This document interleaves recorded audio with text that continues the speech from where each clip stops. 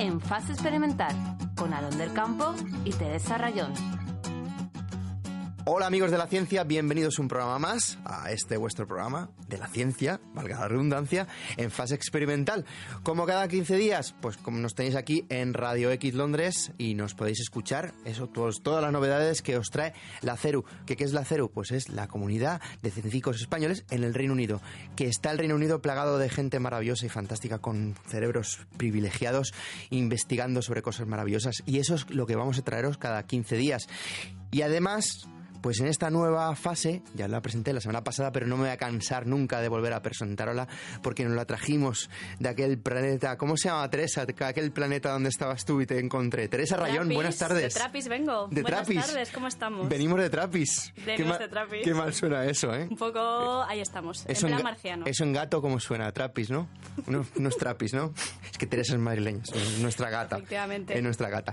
Pues como os decía, cada semana os traemos toda la actualidad científica. Esta semana nos vamos a desplazar hasta Glasgow para hablar con Eduardo Gómez Castañeda, y hablaremos con él de la leucemia amiloide crónica, y nos hablará un poquito de cómo va su investigación, que está el chaval investigando por allí, por Glasgow. Pero antes, como cada semana, yo quiero sorprender a mi compañera Teresa antes de que nos informe de la información más estricta y más científica posible. Yo quiero sorprenderla, como casi siempre, con una noticia de ciencia, pero un poco curiosa. Vamos a ello. Venga, voy a intentar sorprenderte. Si la semana pasada te hablé de ciencia y sexo, esta semana te voy a hablar de ciencia y escatología. Muy bien, vamos fuertes. Vamos fuertes. Yo necesito audiencia, necesito traer audiencia. ¿Qué es lo que funciona? Funciona el sexo y funciona la escatología. Si a Torrente le funcionó, ¿por qué no nos va a funcionar a nosotros? A nosotros también, da igual que sea un programa de ciencia. Pues atenta, ¿eh? Pero bueno, que esto es muy serio. Bueno, a ver, ¿qué es lo que nos traes? Porque te voy a hablar de escatología, pero sí que te voy a hablar de el calentamiento global, ¿vale? Ya puedes ver por dónde van los tiros.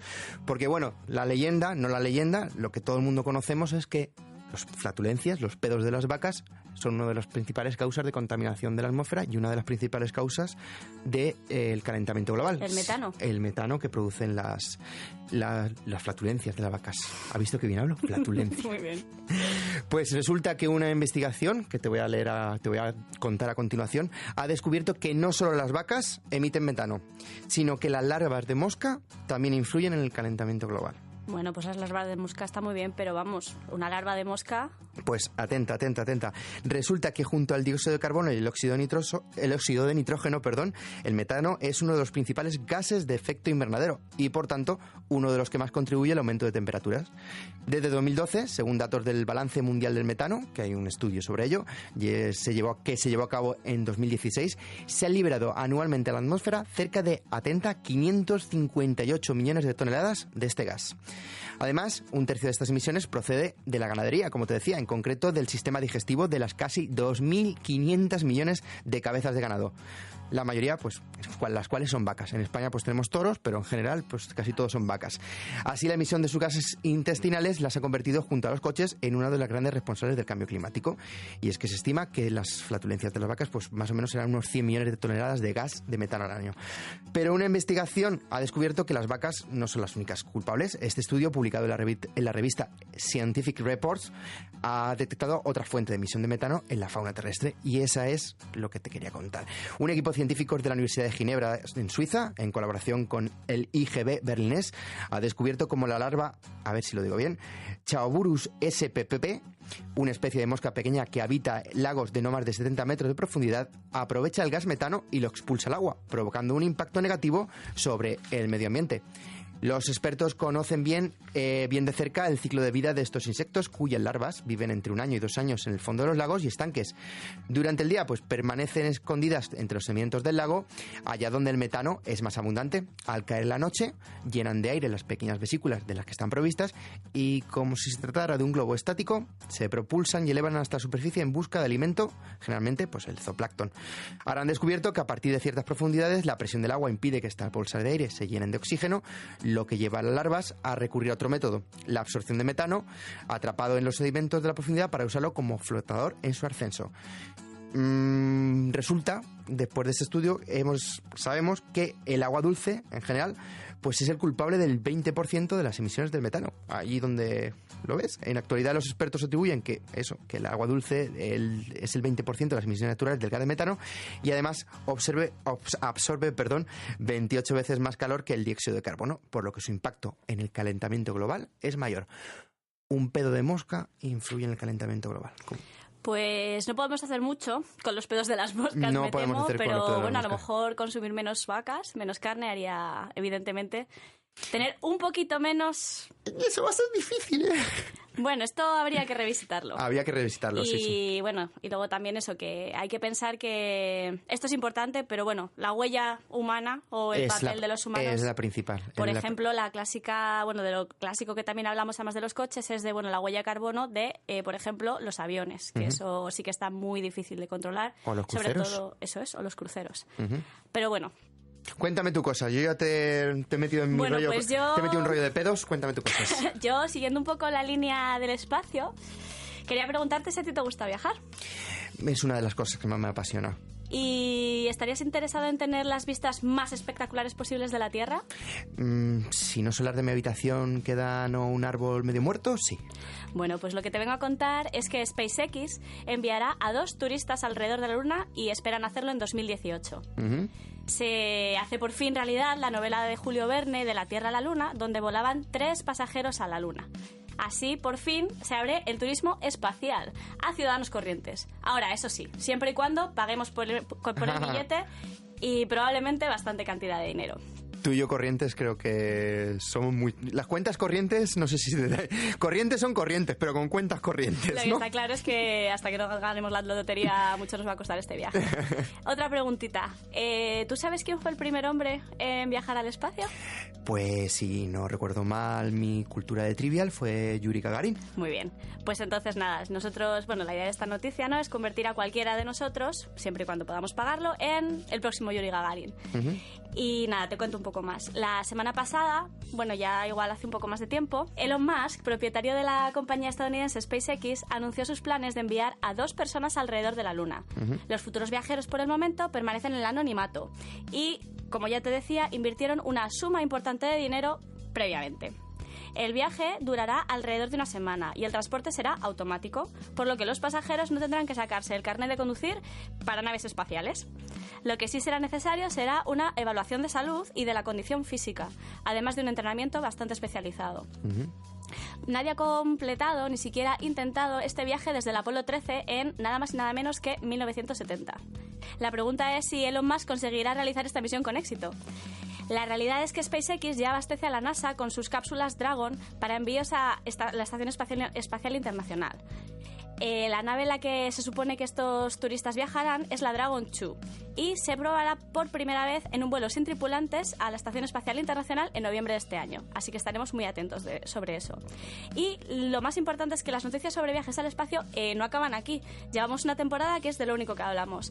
Resulta que casi 50 años después del famoso aterrizaje en la Luna por el Apolo 11, hay una compañía, Blue Origin, que es propiedad del fundador de Amazon, que quiere desarrollar un módulo en la Luna y una lanzadera que permita un servicio de envío a la Luna. Tan mal está la Tierra, Teresa. No sabemos si es porque Amazon quiere llegar a toda la galaxia. Y en principio la idea es, pues sería para favorecer un futuro asentamiento humano. Por otra parte, la NASA lo que acaba de publicar es una misión no tripulada a Marte. Entonces, en este caso estaríamos hablando como de la expedición Rover. Y esto ellos lo quieren hacer en 2020. Lo que quiere hacer la NASA esta vez, con esta misión a Marte, es realmente recoger materiales, o sea, perforar en Marte y recolectar muestras más allá que solo la mera observación. Lo interesante es que por primera vez la NASA ha planificado un proyecto en el que todavía realmente no se sabe cómo, ni cuándo, ni si tienen financiación para devolver esas muestras que recojan en Marte a la Tierra. Así que una de las posibilidades es que una compañía privada sea los responsables de traer estos materiales de Marte a la Tierra de nuevo. Oye, un crowdfunding aquí rápido y los mandamos a Marte. Así que ahí está el negocio nuevo. Amazon en la Tierra, en la Luna, Ya en está. fin. ¿Cómo serán los gastos de envío? Pues si pides esto... un libro en Amazon allí en Marte o en la Luna. Pues vete tú a saber. Madre de y amor construirse hermoso. una casa en la Luna. Hombre, si tienes premium sale gratis, ¿no? Siempre, envío gratuito. Es envío gratuito. Siempre. Haber especificado planeta Tierra. Y bueno, ahora vamos a cambiar un poquito de tema. Ahora lo que te quería preguntar es, ¿tú? Yo. Toda tu información, todas tus fotos, Venga, va. todos tus contenidos digitales, ¿cuánto espacio crees que ocupa? Vamos a ver. Si quitamos el porno, pues ¿Y me los vídeos de imagino- gatitos? Y los vídeos de gatitos, por supuesto, que es lo que más tengo, vídeos de gatitos. Pues más o menos, yo qué sé, 1 terabyte. Pues imagínate la cantidad de gente que hay en el mundo, imagínate que todos almacenemos esta cantidad de información, pues un poquito se estima que, bueno, un poquito se estima, no, se sabe que la humanidad tiene un grave problema con el almacenamiento de datos. Y de hecho lo que encima se estima es que este crecimiento sea exponencial. Y como dato te diré que en los últimos 2 años se han creado más datos que en todo lo que llevamos de historia anterior. Entonces, teniendo este problema de almacenaje de datos, una de las cosas muy interesantes es encontrar nuevas formas de almacenar datos. Así que la noticia que te traigo es sobre eso. A ver. Pues allá vamos. Y la nueva forma de almacenar datos es en... Chan, chan, chan, chan, chan, chan, moléculas de ADN. Moléculas de ADN. Efectivamente. Me dejas todo pizcueto. Cuéntame. El ADN podría guardar todos los datos del mundo en una habitación.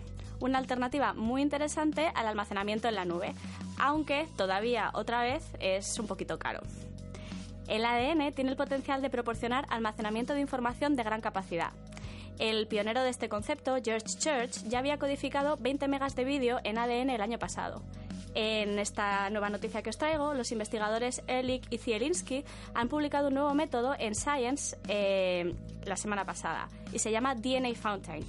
Y básicamente lo que han encontrado es un nuevo algoritmo que convierte los unos y los ceros, el código binario de los ordenadores, en las 4 letras que componen el ADN: A, G, C y T, y con una precisión sin precedentes.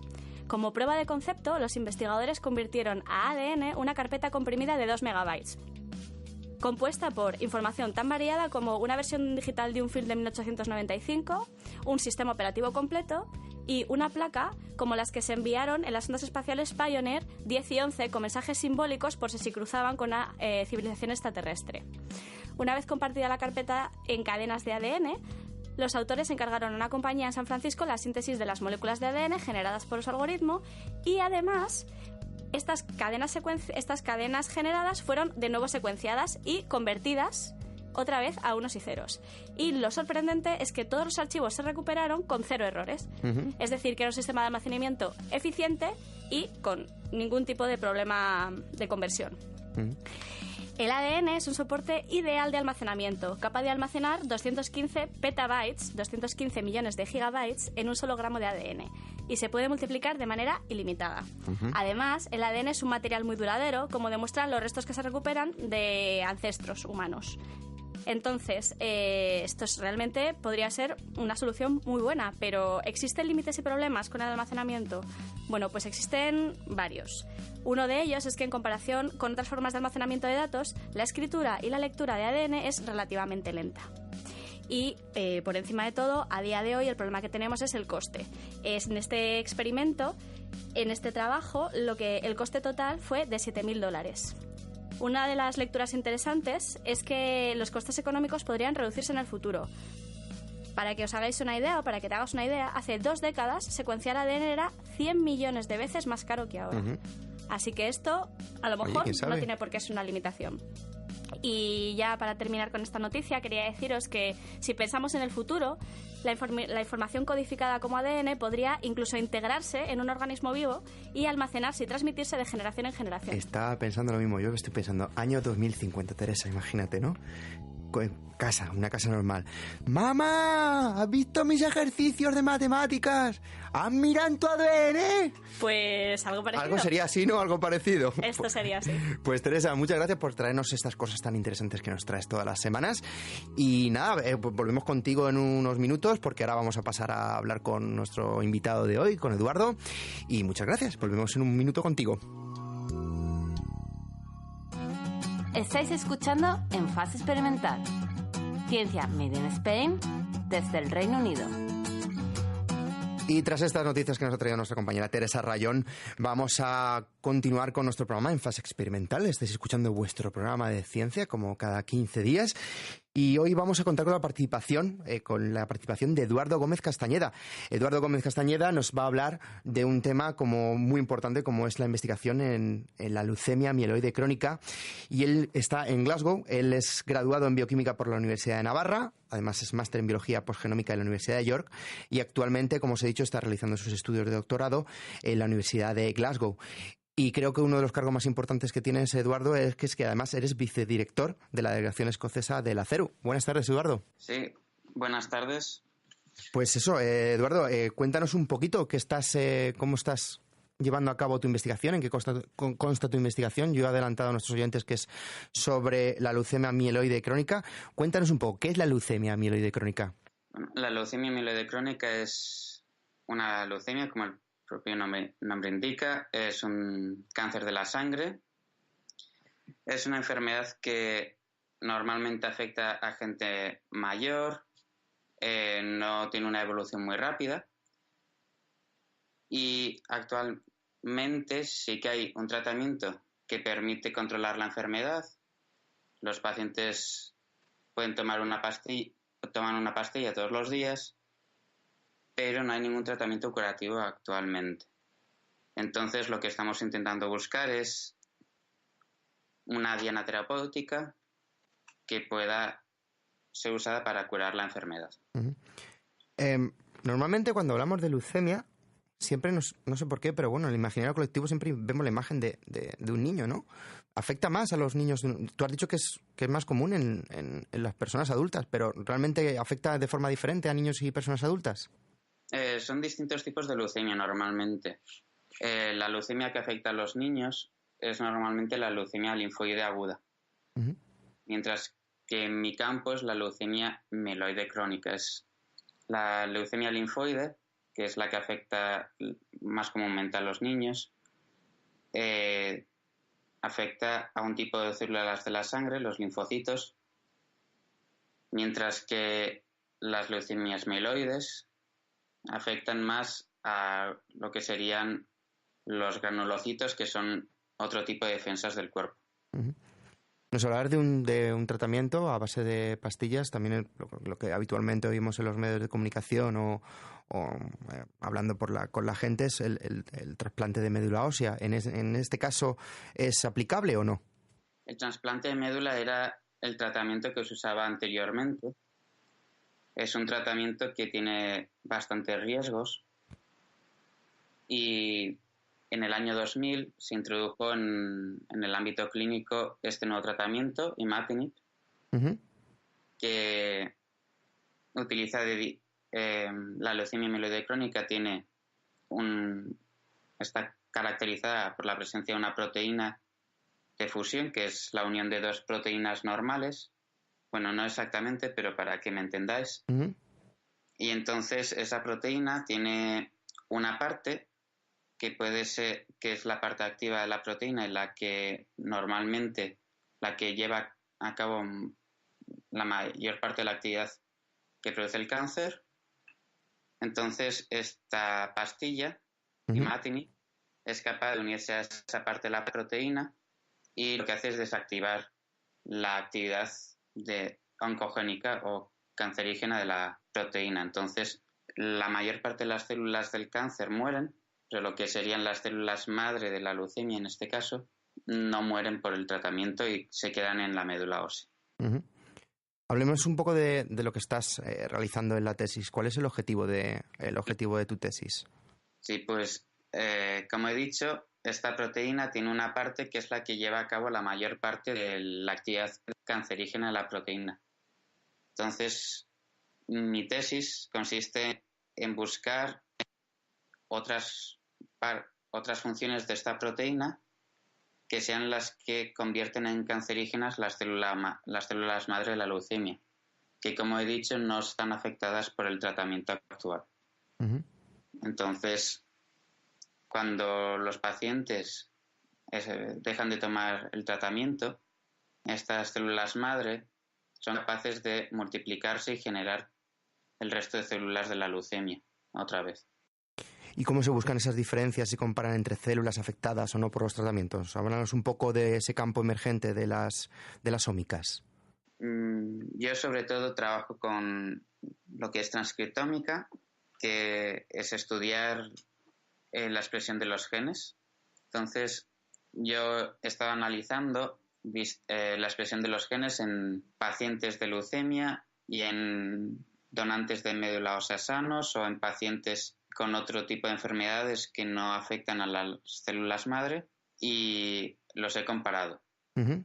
He buscado las diferencias en la expresión de los genes. Y después también he cogido células madre de estos pacientes con leucemia y las he tratado con imatinib, con el tratamiento actual, y he comparado también las diferencias de expresión de los distintos genes del cuerpo con y sin tratamiento.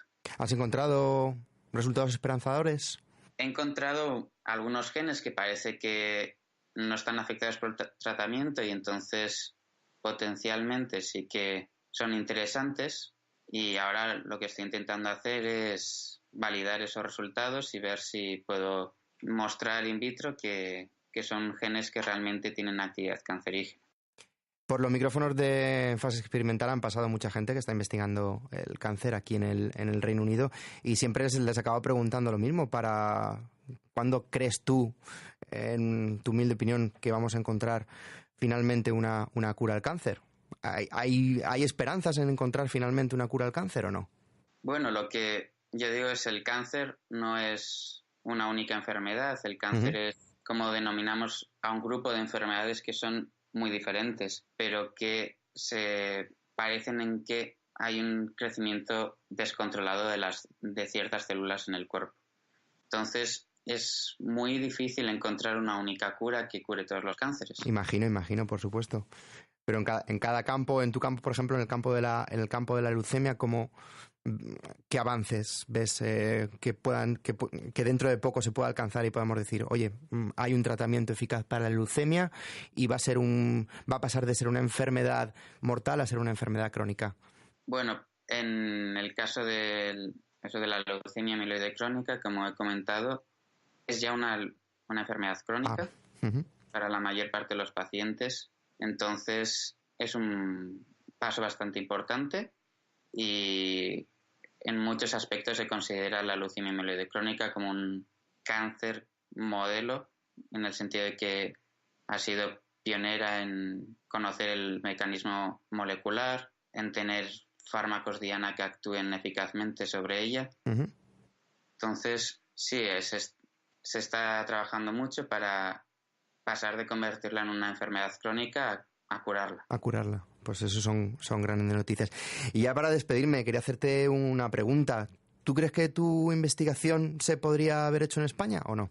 Pues sí, bueno, si hubiese dinero, si se financiase, si se valorase bien a los investigadores y bueno, y si hubiese oportunidades para quedarse, básicamente, sí que se puede realizar, y porque, bueno, de hecho, casi todo el trabajo que he realizado ha sido bioinformático, ha sido en el ordenador hasta ahora. De hecho, como ves, no es necesario muchísimo dinero para realizar este tipo de investigación, simplemente es la beca.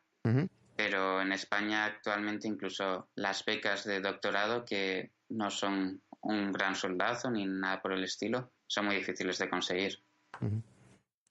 Pues Eduardo, mi compañera Teresa creo que quería preguntarte algo. Sí, al hilo de lo que has dicho de la parte de análisis bioinformático, bueno, no sé realmente a los oyentes cuánto saben o cuánto no.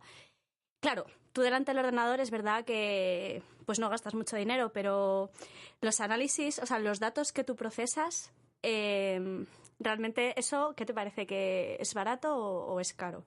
Generar los datos cuesta dinero, cuesta bastante dinero. De lo que he estado usando yo, el primer año de la tesis o los primeros 2 años, he estado utilizando sobre todo estudios de transcriptómica que se han realizado en mi laboratorio y que no están todavía publicados, que sí que probablemente eran el equivalente a unas 10.000 libras, 15.000 libras. Y luego también lo bueno de trabajar con bioinformática es que cuando tú publicas un artículo científico en una revista y ese artículo tiene análisis realizados con datos de transcriptómica o de genómica y tal, tienes que subir a un servidor, a la nube, todos los datos que has generado. Muy bien.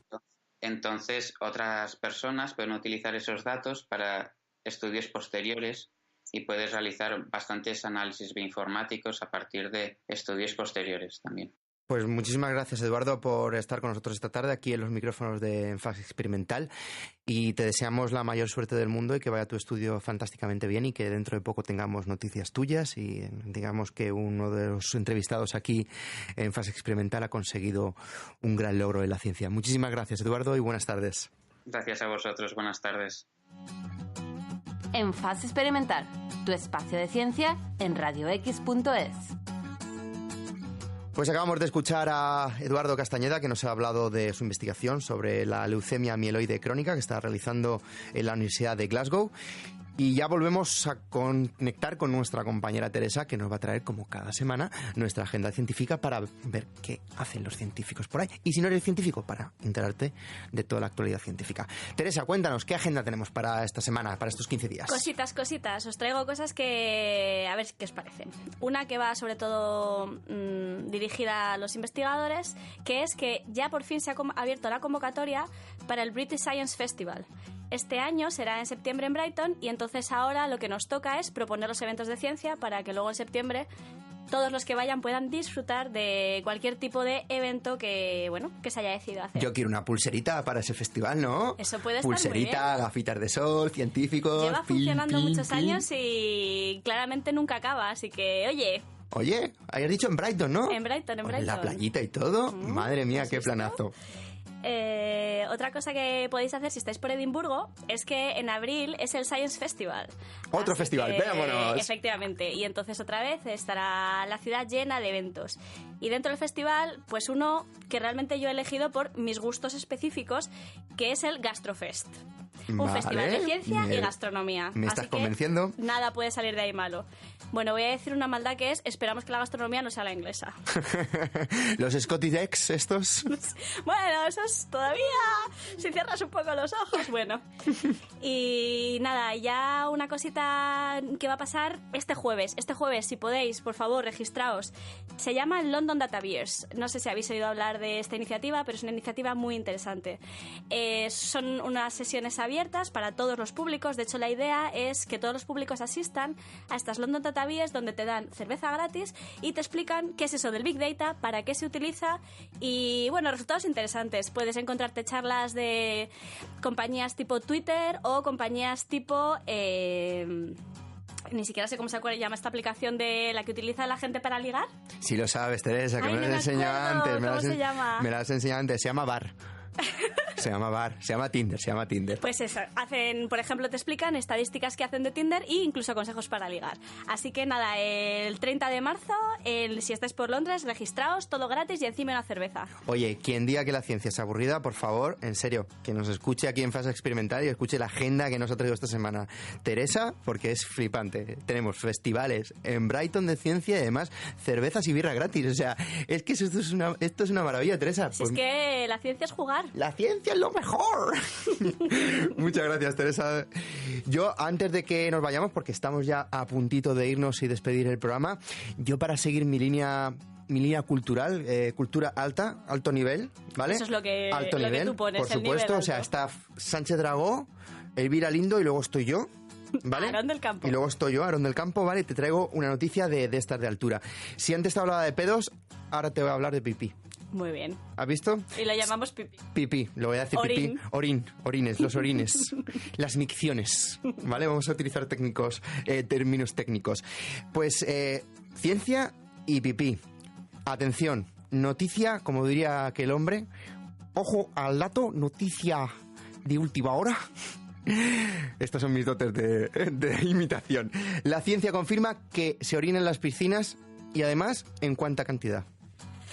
A ver, asumámoslo, esto sabíamos que pasaba. Pues pero... la ciencia lo confirma. Madre y no mía. es porque haya un ronchón ahí rojo a tu alrededor, porque Esto es mito. eso sí que es leyenda, no existe.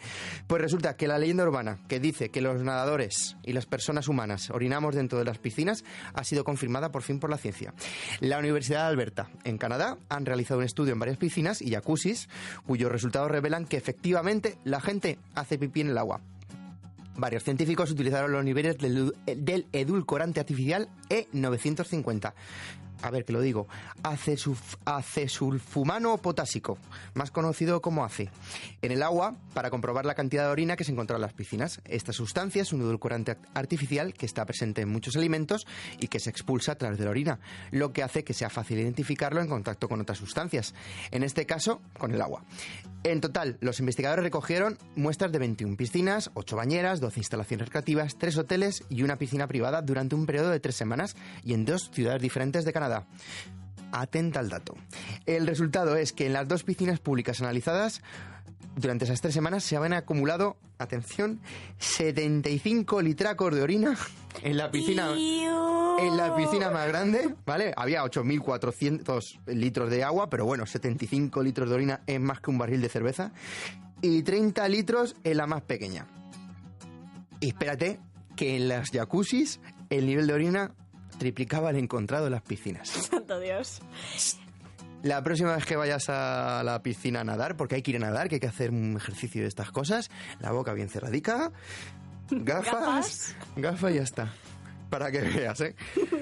Pues nada, con este dato maravilloso nos despedimos. No sin antes decir que hoy estamos en un sitio fantástico, maravilloso. Hoy en fase experimental he experimentado una mejora sustancial y maravillosa. Nos hemos venido porque hemos encontrado a otro científico, ¿vale?, que le gusta a este hombre de la ciencia, nuestro nuevo técnico Carlos Bricio, y nos ha abierto las puertas de su estudio y las puertas de su casa, que resulta que su casa y su estudio es el Abbey Road Institute, donde este chico está haciendo un máster en ingeniería, y nos ha abierto las puertas y hoy sonamos caros, como decía Carlos. Hoy somos caros. Hoy somos caros y estamos encantadísimos de poder estar en un sitio tan icónico como este, como el Abbey Road Institute, y poder estar grabando este programa de Fase Experimental. Os recuerdo, si queréis escuchar los programas de Fase Experimental, y sobre todo este que suena caro, cualquier día que vais en el metro, que os aburrís, que os estáis aburridos de jugar al Candy Crush y os han acabado las vidas, pues oye, nos buscáis, os bajáis el podcast en radioxlondres.com, buscáis el podcast en Fase Experimental y allí tenéis todos los programas y os hemos hablado de muchas cosas, no solamente este, todos los anteriores los podéis escuchar y difundir la palabra. Nos despedimos ya, que me enrollo mucho. Teresa Rayón, muchísimas gracias por estar otra vez más con nosotros. Nos vemos dentro de nada. Carlos Bricio, que ha estado con nosotros hoy en el control de sonido y control técnico, y esperemos volver a estar con él muchas otras veces. Y el que os habla, Aarón del Campo, que es el único aquí que no sabe de ciencia y es el que más habla de todos. Y como siempre, que la ciencia os acompañe. Hasta el próximo programa. En Fase Experimental, todos los martes y jueves de 3:30 a 4 de la tarde. Y si te has perdido algo, descarga nuestro podcast en la web de radiox.es. Nos vemos dentro de nada.